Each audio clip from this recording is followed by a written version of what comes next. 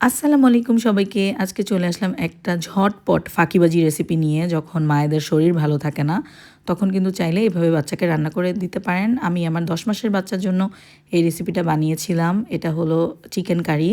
একটা chicken leg piece নিয়েছি। তারপরে এখন চিকেনের সাথে অ্যাড করে দিব কিছুটা আলু। তারপরে অ্যাড করে দিব পেঁয়াজ, তারপরে যা, যা মসলা আমি অ্যাড করি সেগুলো।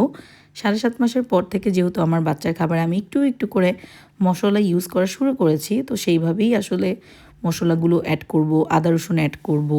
তারপরে আমি এখানে অ্যাড করব হলুদ, ধনিয়া গুঁড়ো, তারপরে গরম মসলা গুঁড়ো।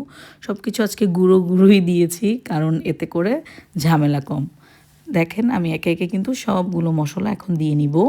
আসলে শরীর ভালো না থাকলে কিছুই ভালো লাগে না, মায়েদেরও তো একটু রেস্ট দরকার। আর তার উপরে বাচ্চারা যদি খেতেও না চায় তখনও কিন্তু একটু খাবার দিতে হয়। আমার মেয়েটাও অসুস্থ, ও খেতে চাচ্ছে না কিছুই। কিন্তু আমি যদি এখন একদম ওকে খাবার দেওয়াটাই বন্ধ করে দেই, ও কিন্তু আরও খাবে না। সেক্ষেত্রে ও যেটা একটু লাইক করে, যেমন চিকেনটা ওর একটু পছন্দ, সেটাই বানিয়ে দিচ্ছি। ওইভাবেই আসলে একটু মেনটেন করে দেখবেন, তাহলে দেখবেন একটু, একটু হলেও খায়, মানে আমার মনে হয়। তো যাই হোক, সব কিছু একসাথে দিয়ে পানি দিয়ে এখন এটা জাস্ট রান্না করতে বসিয়ে দিব। আর কোনোই ঝামেলায় যায়নি, একদমই ঝটপট এই রেসিপিটা তৈরি হয়ে যায়। এই যে দেখেন এখন আমি এটা চুলায় বসিয়ে দিলাম। আর আজকে প্রথমবারের মতো আমি কিন্তু কাঁচামরিচ ইউজ করেছি। এর আগে আমি গোলমরিচ গুঁড়ো দিয়েছি ৯ মাস থেকে, কিন্তু কাঁচামরিচ দেওয়া হয়নি।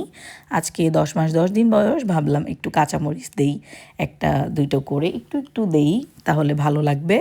আর এখন দিয়ে দিলাম শাকটা। শাকটা একদম লাস্টে দিলাম, যখন মাংস অলমোস্ট সেদ্ধ হয়ে গেছে তখন কিন্তু আমি শাকটা দিলাম। এখন সব একসাথে ভালো করে রান্না করে নিব। তো দেখেন মাংস খুলে খুলে আসছে। খুবই ভালো করে মাংস, মাছ বাচ্চার জন্য কিন্তু রান্না করতে হবে, একদম ভালো মতো সেদ্ধ হতে হবে। তো হয়েই গেছে আমার রান্নাটা। এই পর্যায়ে আমি সামান্য একটু ঘি দিব, যেহেতু রান্নার সময় আমি কোনো ধরনের তেল বাটার কিছু ইউজ করি নাই। তো রান্না শেষ পর্যায়ে একটুখানি ঘি দিয়ে দিব। এতে করে কিন্তু খাবারে ভালো একটা ফ্যাট অ্যাড হয়ে গেল, প্রোটিন রয়েছে, তারপরে আছে কার্ব আলু থেকে, আর পালং শাক থেকে খুব ভালো একটা ভিটামিন পাবে। তো খুবই সুন্দর একটা ব্যালেন্স খাবার হয়ে গেল। ভাত আর অ্যাড করছি না, যেহেতু ভাত খেতে চাচ্ছে না, অসুস্থ, ওর শরীরও ভালো লাগে না। জোরাজুরি নাই, এখান থেকে যতটুকু খাবে সেটাই আলহামদুলিল্লাহ। আল্লাহ হাফেজ।